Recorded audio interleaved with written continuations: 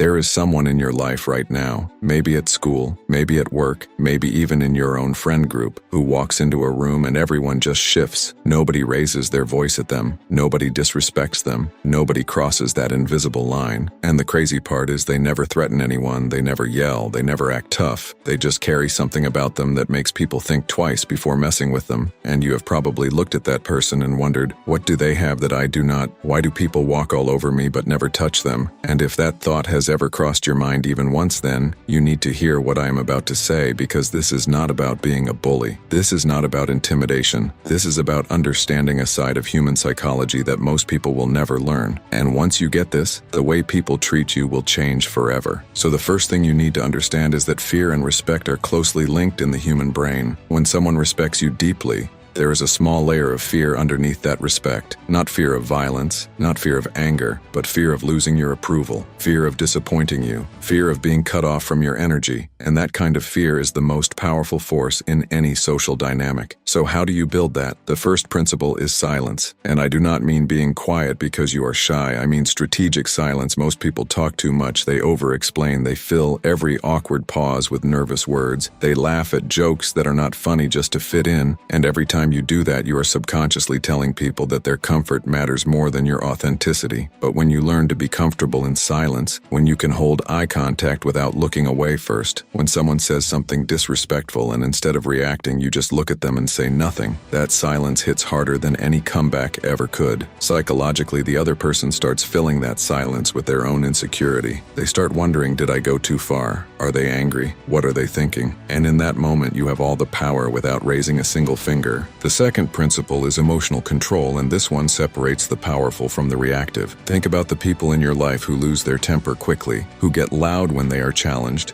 who get defensive when someone questions them. Do you fear them, or do you just find them exhausting? Exactly. Real power is when someone tries to provoke you and you do not flinch. When chaos is happening around you and you stay calm. When people are panicking and you are the one thinking clearly. This is what psychologists call emotional regulation, and it is one of the biggest indicators of social dominance. People are naturally drawn to those who can control themselves, because if you can control yourself, it signals that you can handle anything, and that is deeply attractive and intimidating at the same time. Now here is the third principle, and honestly, this is the one most people get wrong. It is the willingness to walk away. Most people are so afraid of being alone, so afraid of losing friends, so afraid of being left out that they tolerate disrespect. They stay in situations where they are clearly not valued, and everyone around them can feel that desperation. But the moment you become someone who can genuinely walk away from anything that does not serve you, friendships, relationships, jobs, situations, that energy changes everything, because when people know you do not need them, they start needing you. That is just how human psychology works. We chase what pulls away, and we take for granted what stays, no matter what. If you are watching this and you are already starting to see yourself differently, if something inside you is clicking right now, then you are exactly the kind of person this message was meant for. And I want you to think about something. There are millions of videos online, but you clicked on this one. That is not random. That tells me you are ready for a shift. The fourth principle is having standards and enforcing them without emotion. This means you do not yell at someone when they cross your boundary. You do not argue. You do not beg them to treat you better. You simply show them through your actions that crossing your line has consequences. Maybe you stop giving them your time. Maybe you pull back your energy. Maybe you just become less available, and you do it calmly without drama. This is what high-value individuals do. They do not announce their boundaries. They demonstrate them. And when people realize that you are someone who follows through, someone whose words actually match their actions, they start being very careful about how they treat you. And that is where true fear comes from. Not from being loud or aggressive, but from being someone whose silence speaks, whose absence is felt, whose approval actually means something. So let me leave you with this. The world does not respect the loudest person in the room. It respects the one who does not need to be loud, the one who is so grounded in who they are that other people adjust around them. And right now you have a choice. You can keep being the person who over-explains, who over-apologizes, who laughs when they are uncomfortable, who stays where they are not respected. Or you can start becoming someone different today, not tomorrow, not next week, today. Because every day you spend being a version of yourself that people do not take seriously is a day you are not getting back. The clock is ticking. Your life is happening right now, and the only person who can change how the world treats you is you. So stop waiting for permission. Stop waiting for confidence to magically appear. Start moving in silence. Start enforcing enforcing your standards. Start becoming the person that even you would respect. Because once you become that person, trust me, everyone else will follow.